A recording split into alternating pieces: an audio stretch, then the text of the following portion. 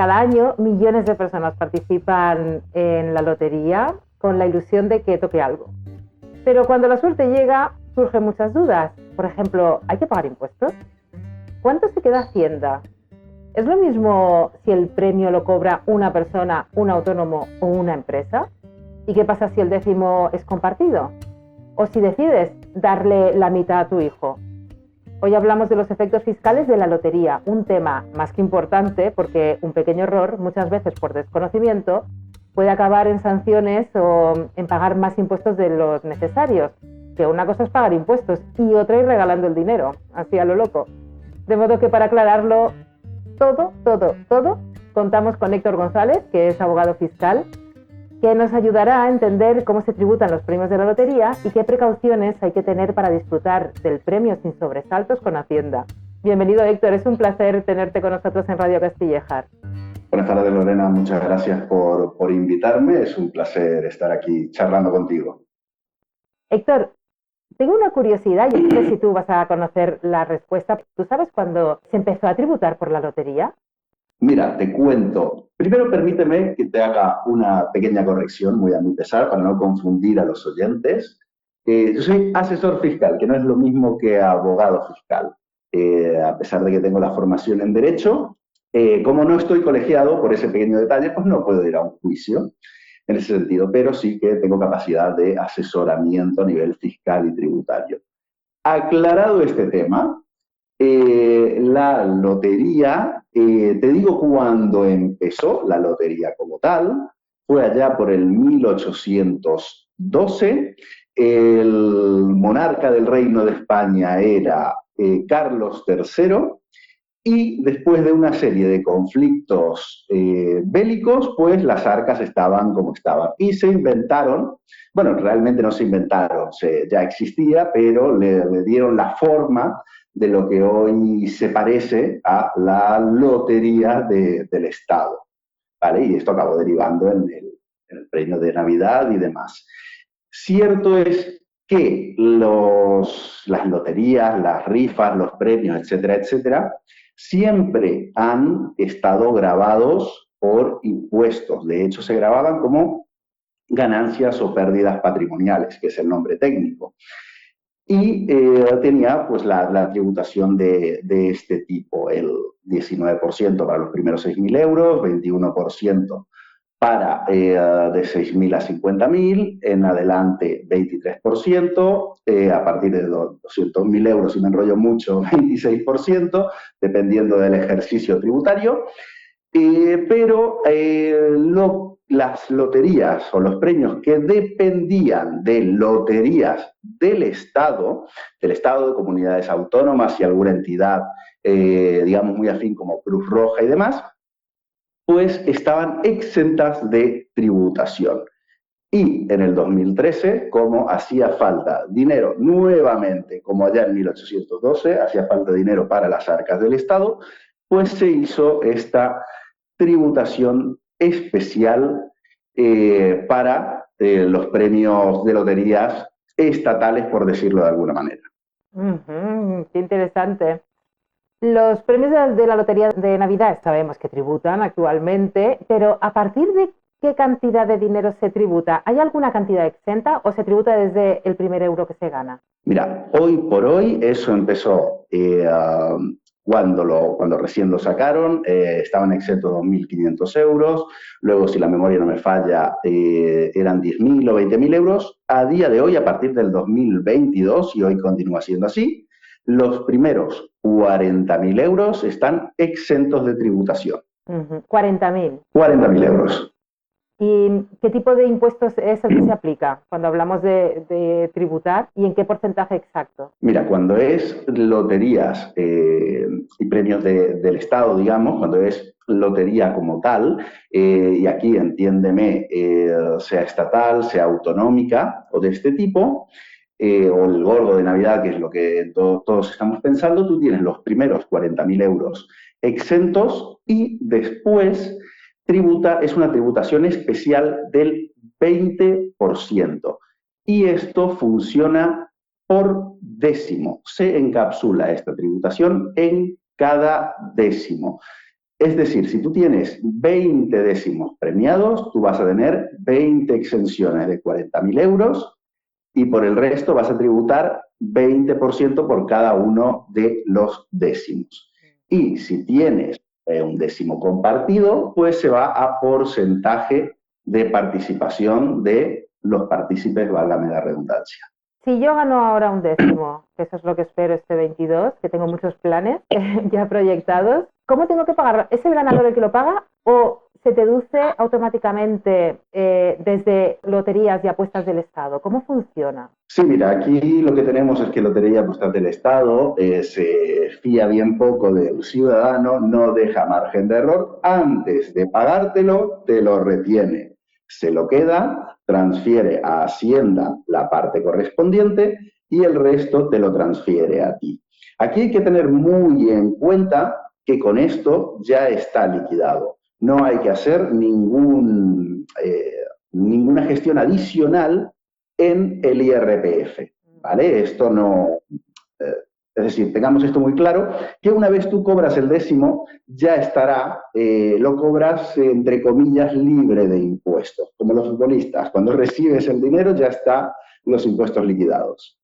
Vale, vale. Entonces no tengo que declararlo en la declaración a la renta, me estás diciendo, ¿no? Ya con esa acción proactiva, yo ya me puedo quedar tranquila. El ciudadano ya recibe el premio con la tributación, digamos, liquidada. Hacienda no te va a dejar que te equivoques en ese sentido. Y aquí hago un poco hincapié en que un premio básico, digamos, es decir, el ejemplo de que a una persona le toque un décimo, no genera, es casi imposible que se genere algún tipo de error en la tributación. ¿Cuándo vienen los problemas? Cuando son décimos compartidos, cuando se reparte después el décimo con la familia, cuando vamos agregando variables, las cuales obviamente la administración no ha tenido incidencia directa, no ha liquidado. Entonces ahí sí que requiere, digamos, un trabajo adicional por parte de los partícipes de ese tipo de acciones. Pues vamos a poner, si te parece, el foco en los premios compartidos. ¿Cómo funciona? Yo tengo un décimo, yo quiero compartirlo con mi madre, mi hermano y un amigo. Vale, hemos dicho madre, hermano y amigo, estamos hablando de 4 partícipes. Aquí tenemos un 25% para cada uno, si es que son partes iguales. Cuando se cobre el décimo, existe y estoy pensando en el décimo de Navidad, ¿vale? Que son 400.000 euros.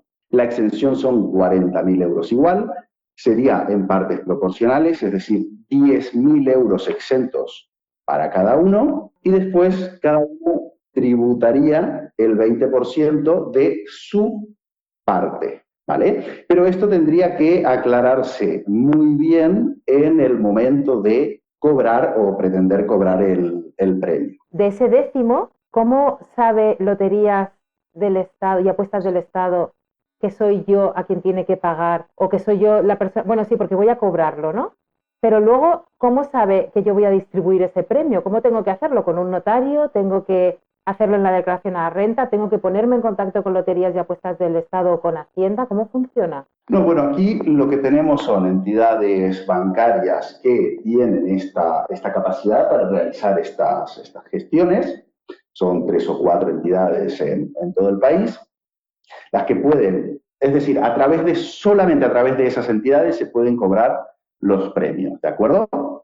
Entonces, estas entidades que tienen esta relación, digamos, con loterías y con agencia tributaria, ya están preparadas o autorizadas de alguna manera para, digamos, informar de toda esta situación. Entonces, en el momento de ir al banco con el décimo, ya nos toman nota de, bueno, de quién es ese décimo, si son varios participantes, si es uno solo, qué participación tiene cada uno y demás. Y esto lo transmiten para que Loterías y Apuestas del Estado, junto con la agencia tributaria, pues hagan las liquidaciones pertinentes. Y entonces aquí lo que se tiene que preocupar previamente, digamos, los participantes, es de hacerlo o documentarlo correctamente para evitar pues, los típicos líos que solemos ver en las noticias, ¿no? Eran 10 participantes, lo cobró uno y se fue al Caribe y no lo vieron más.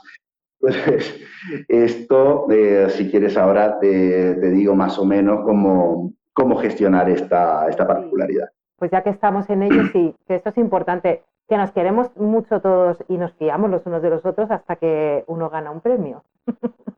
Sí, esto es un poco como con las empresas, ¿no? Cuando se montan una empresa varios amigos, siempre te recomiendan el pacto de socios, no tanto para cuando la cosa va mal, porque cuando no hay nada que repartir, no hay motivo de pelea, sino para cuando la cosa empieza a ir bien y empieza a haber algo por lo que pelearse. Pues con esto sucede exactamente igual.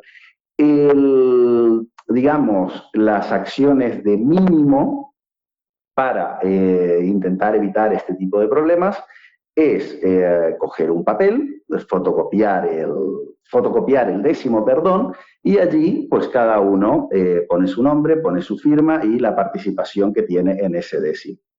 ¿Qué recomiendo yo? Pues hacer un pequeño escrito que no necesita ser de más de una página, donde poner algo similar a, pues, mediante la presente, los aquí firmantes, en fecha tal, en sitio tal,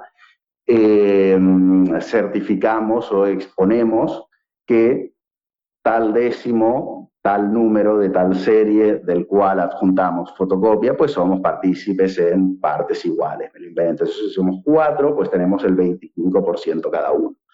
Se firma, se pone el nombre, es conveniente también adjuntar fotocopia de los DNI para una mejor identificación, y con esto pues tenemos bastante más, digamos, variables cubiertas por si hubiera algún conflicto. Y bueno, y esto también siempre es recomendable determinar dónde se va a pleitear si esto sucede.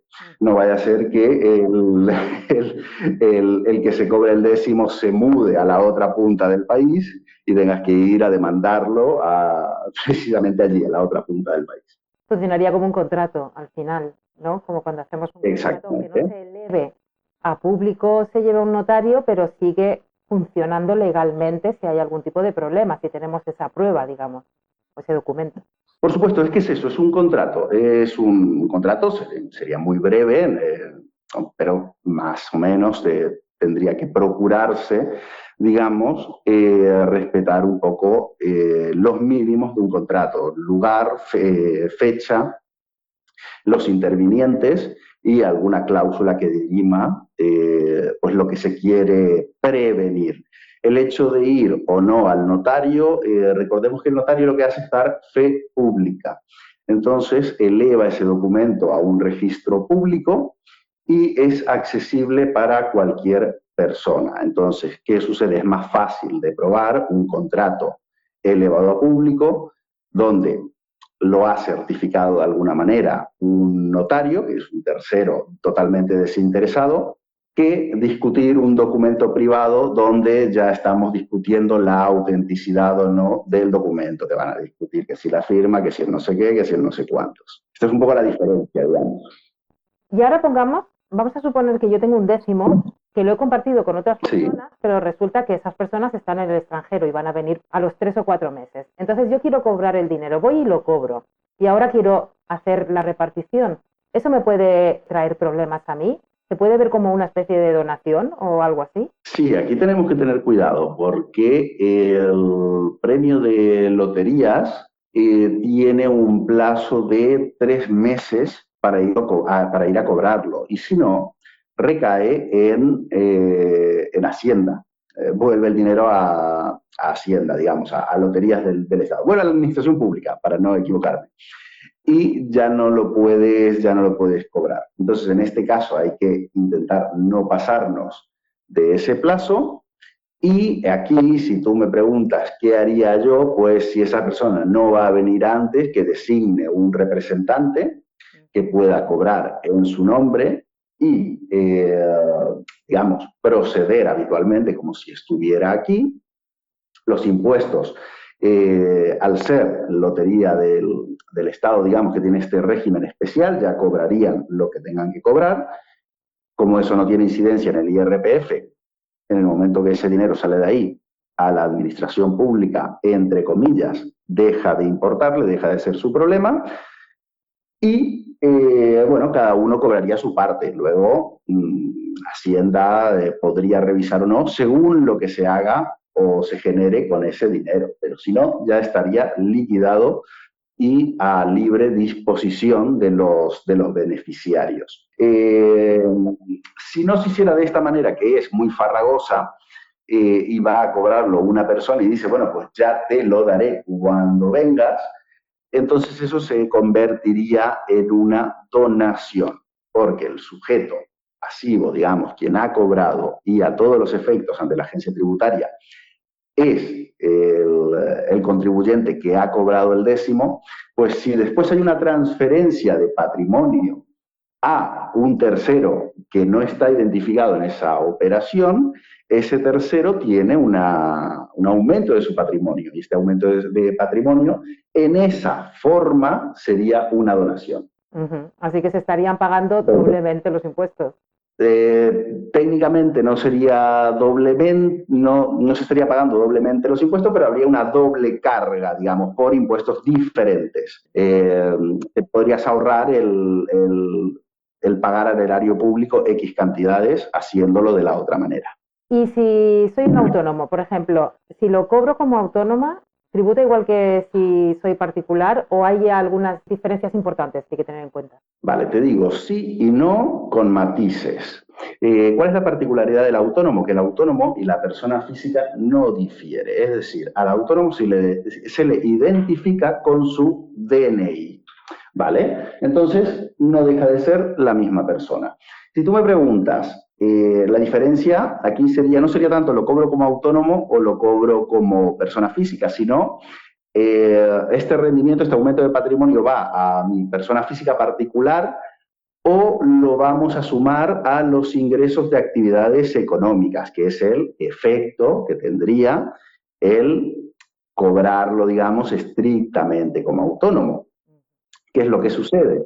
Que tú tienes tu tributación especial del 20%, pero eso quedaría o se entendería por agencia tributaria en el ámbito de un ingreso por actividad económica, se entendería como, pues como eso, como un beneficio de esa actividad, ¿vale? Entonces, perdón, el 20% retenido se entendería un pago a cuenta. Entonces lo que te dirían es, vamos a ver cómo quedan tus ingresos de actividades económicas, porque vas a sumar esos 400.000 euros a tus, me lo invento, 100.000 euros facturados, pues te vamos a cobrar IRPF por 500.000 euros en este caso. No te preocupes que te descontamos estas retenciones, que la retención del 20% sobre 400.000 euros, quitando los 40.000 exentos, son 72.000 euros. Pero ese autónomo acabaría pagando muchísimo, muchísimo más, porque estaría ya en margen de 47% de tributación.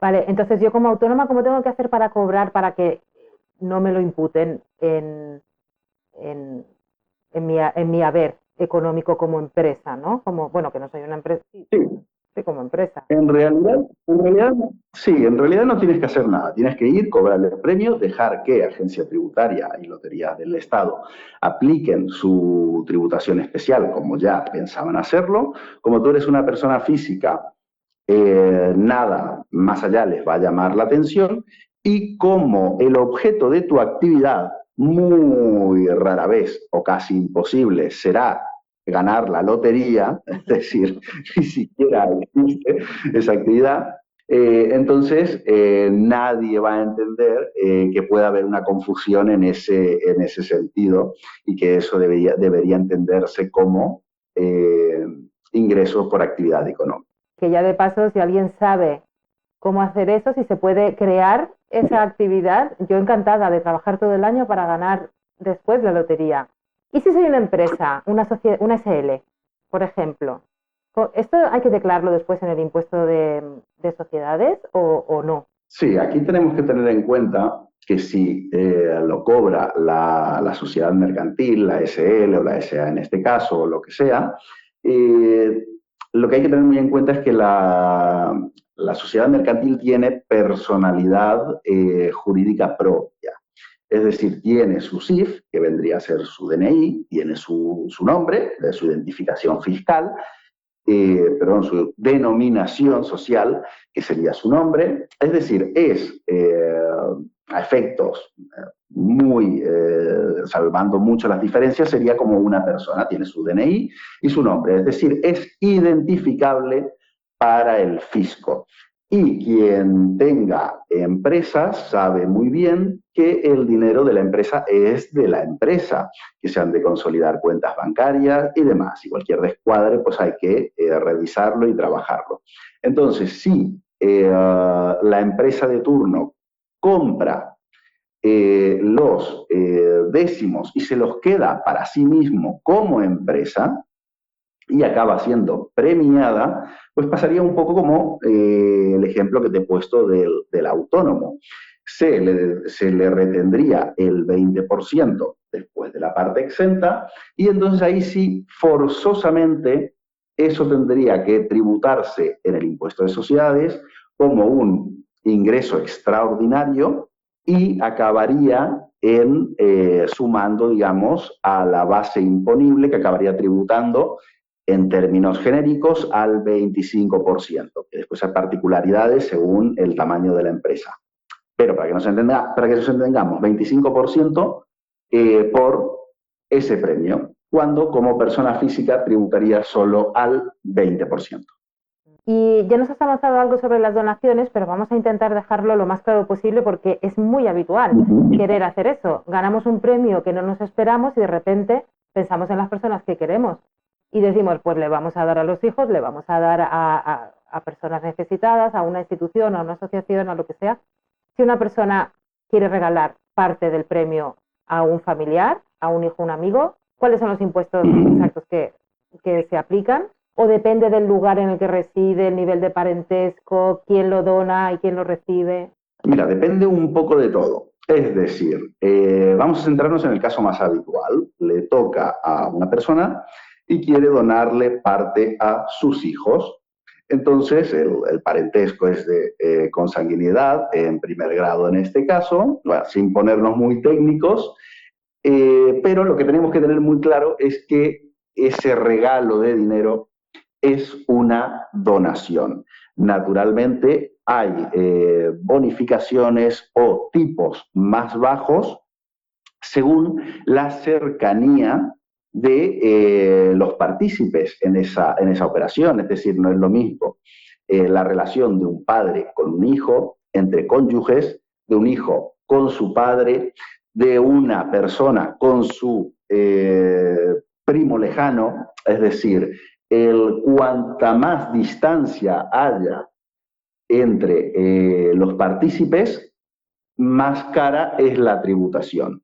Y si la donación es con terceros, no vamos a llamarle desconocidos, digamos ajenos a la relación familiar, digamos que tienes tu mejor amigo y dices, pues decides compartir el premio con esta persona, pues por lo que sea, porque decidís cada uno comprar X décimos y tenéis pactado que al que le toca pues reparte la mitad con el otro. Pues esto, si no se hace como un premio compartido, como los ejemplos de antes, sino que se hace como una donación, pues entonces aquí estaríamos en los tipos más elevados de donación, porque no habría ninguna relación directa que amortigüe de alguna manera el impuesto de donaciones. Y por supuesto depende de la comunidad autónoma, porque recordemos que el impuesto de sucesiones y donaciones, que es como técnicamente se llama, depende o es un impuesto transferido a las comunidades autónomas.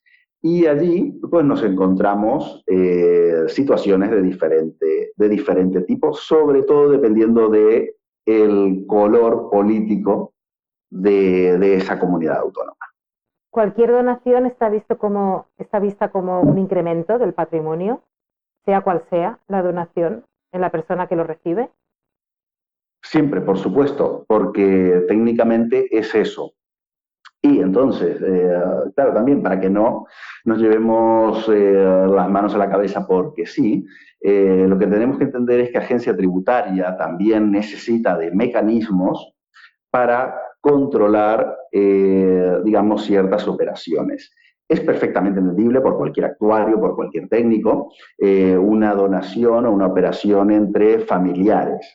Esto es relativamente fácil de demostrar, hay una relación de cercanía, etcétera, etcétera. Pero si yo, imagínate que yo soy autónomo, eh, que lo soy, digamos, y voy a transferir X dinero a otro profesional y no le quiero cobrar o le transfiero lo que sea para no liarme un poco con esto, o no hay contraprestación, perdón, no hay contraprestación. Si hubiera contraprestación sería una relación de actividad económica, pero si no la hubiera, la agencia tributaria tiene que tener mecanismos para, digamos, desincentivar ese tipo de prácticas. Si las donaciones, digamos, no estuvieran cargadas tributariamente, todo el mundo sin conocerse haría transferencias y alegaría que son todas donaciones. Y no había ninguna tributación por impuestos al consumo o lo que sea que grave en este sentido.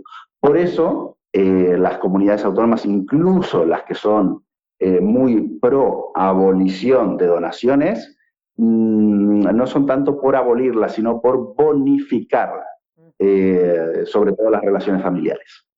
Y si dona una asociación sin ánimo de lucro, esa asociación no tiene que tributar al respecto, sí debe reflejarlo de alguna manera para que haya un control. Sí, depende. Aquí me estás preguntando por casos muy, muy específicos, los cuales tienen, digamos, regímenes muy especiales. Y entonces tampoco sabría decirte exactamente cómo afectaría a la propia entidad, porque las entidades que normalmente reciben donaciones o que son entidades de interés social, sus principales fuentes de financiación son las cuotas de socios y las donaciones. Si me preguntas cómo tributan ellos, pues realmente lo desconozco. Y cómo tributa o cómo afecta aquí al donante, pues depende. Si es una entidad reconocida por la Ley Especial de Asociaciones de Interés General, te emiten un certificado para que tu donación sea deducible en tu renta o en tu impuesto de sociedades. Y si esta entidad no está reconocida como entidad de interés general, pues tu donación no te genera ninguna deducción, digamos, adicional. Y ahora supongamos que gano el premio y lo invierto y esa inversión me genera intereses. ¿Tengo que tributar también en el futuro por esos beneficios? Sí, pero depende. Es decir, lo que es el ganar el premio como tal, esto tienes la tributación del 20% después de la parte exenta, ¿vale? Hasta ahí, correcto. Lo que tú vayas a hacer después entrará ya en el circuito de las operaciones que tú hagas después. Si lo dejas en el banco y eso no genera nada, recordemos que los impuestos graban los rendimientos o los incrementos de patrimonio, ¿vale? Entonces, si tú no tienes absolutamente nada e ingresas los 400.000 euros menos lo que te hayan retenido, y eso se queda allí, malamente hablando, muerto del asco, pues no pasa nada. No vas a tributar por absolutamente nada. Ahora imaginemos que tú en tu haber tienes 800.000 euros y de repente ingresas pues 300.000 euros más. Entonces, al menos en la comunidad autónoma de Cataluña, en el resto la desconozco porque el impuesto de patrimonio también es un impuesto cedido a las comunidades autónomas y cada una establece sus límites. En Cataluña, que es donde estoy yo, el impuesto de patrimonio se activa a partir del millón de euros, por algunas variables y particularidades según la vivienda habitual y demás. Pero si tuvieras más de 1 millón de euros en tu cuenta, en líquido, digamos, en dinero, entonces se activaría el impuesto de patrimonio y tendrías que pagar un porcentaje por la parte que supere el 1 millón de euros en este caso. Vale, lo estoy entendiendo todo, por lo tanto yo creo que vamos bien, porque si yo soy capaz de entenderlo, es que te explicas a las mil maravillas, porque soy un verdadero zoquete en este sentido. Vamos con algunos consejos prácticos antes de liberarte. Voy a abusar de tu amabilidad. Desde tu experiencia como profesional en fiscalidad, ¿cuáles son los errores más frecuentes que cometen los ganadores de la lotería? Sí, los vamos a evitar todos los que ganemos esta semana que viene. Vale, aquí hago un pequeño inciso. Por mi experiencia personal, no he tenido ningún cliente que le haya tocado la lotería. Mal por ellos, espero que empiecen a venir de estos. Dicho esto, el problema no es tanto fiscalmente, no suele ser para los ganadores de la lotería un problema fiscal, porque ya te digo, el premio, agencia tributaria no se fía, o parece que no se fíe del contribuyente, entonces directamente no te deja margen de error para cobrar el premio. Ellos ya cogen la parte que les interesa coger. Donde tiene que tener cuidado el premiado, el agraciado o la agraciada, es a nivel más financiero que fiscal, porque entendamos que ganar la lotería es un aumento de tu patrimonio prácticamente instantáneo, muy rápido, digamos, en algo que directamente no te ha costado, o la percepción es que no te ha costado esfuerzo. Y entonces se suelen cometer errores del tipo, y esto ahí, seguramente esta semana esté lleno de artículos en todos los periódicos de casos de gente que le ha tocado la lotería con resultados muy variopintos. Pero imagínate que te toca la lotería y de repente te compras una casa valorada en los 400.000 euros, te lo puedes permitir, perfecto, pero no has caído en la cuenta de que tu nómina seguramente te permitía una vivienda de 150.000 euros. Entonces tú dices, vale, pero ya está pagada, ya, pero es que después tenemos el IBI, las tasas de basuras, todo ese tipo de impuestos o cargas o gastos adicionales que acompañan, que no son lo mismo porque tienen no tiene el mismo valor catastral una casa de 400.000 euros que un piso de 150.000 euros. Este suele ser un error típico. Otro, todavía más grave, es cuando en vez de que compras una vivienda, compras un coche. Porque entonces imaginemos que te compras un superdeportivo de 300.000 euros. Perfecto, te ha tocado, te lo puedes permitir. Pero pensemos en cuánto nos cuesta el seguro de este vehículo. ¿Cuánto consume este vehículo? ¿Lo voy a tener de adorno en el garaje para enseñárselo a mis amigos? ¿Lo quiero usar? Es decir, se dan este tipo de situaciones. Y luego el conflicto emocional que suele o acostumbra a tener todo el mundo es según los años que te queden para tu jubilación, ¿y ahora qué hago? Suficiente como para dejar de trabajar, monto un emprendimiento, montar un emprendimiento con dinero en el bolsillo es mucho más fácil que sin tener dinero, pero después hay un montón de variables también. Entonces, ojo con estas situaciones, siempre hay que intentar tener un poco de sangre fría, aunque es difícil. Los profesionales o los muy expertos recomiendan pegarse un capricho, sacarse un poco las ganas y luego, entonces sí, plantearse qué hacer realmente con este premio. Te voy a pedir casi un imposible. ¿Podrías darnos 3 recomendaciones básicas para alguien que le ha tocado un premio importante en la lotería?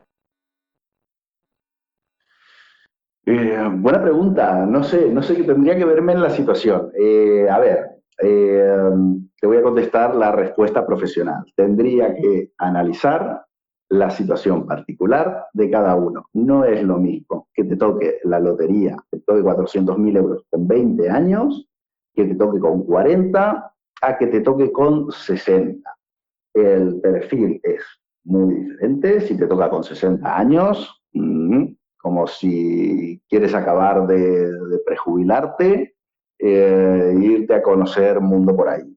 Te lo puedes fundir. Si ya tienes los deberes hechos, ya lo tienes montado. Con 40 años, pues hay que analizarlo con mucho cuidado. Depende de si tienes cargas familiares, si no las tienes, quieres emprender, no tienes ganas, simplemente vives más tranquilo, que también es loable, puedes seguir con tu trabajo y tener ese colchón que te permite no preocuparte.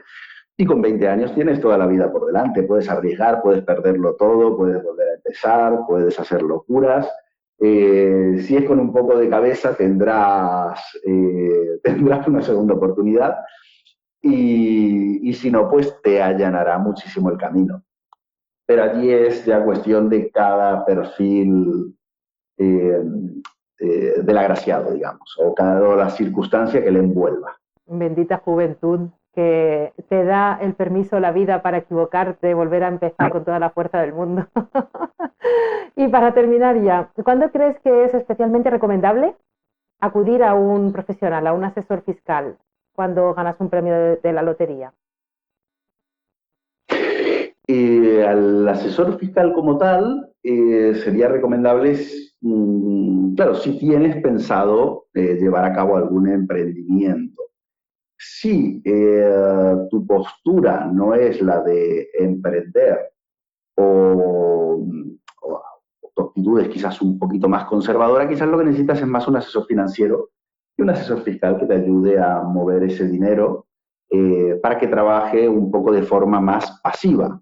Digamos, cuando hay ciertos instrumentos como fondos de inversión, algunos tipos de cuentas, acciones, incluso el inmobiliario puede llegar a calificarse como rendimiento pasivo si se hace una cartera inmobiliaria y vas generando rentas.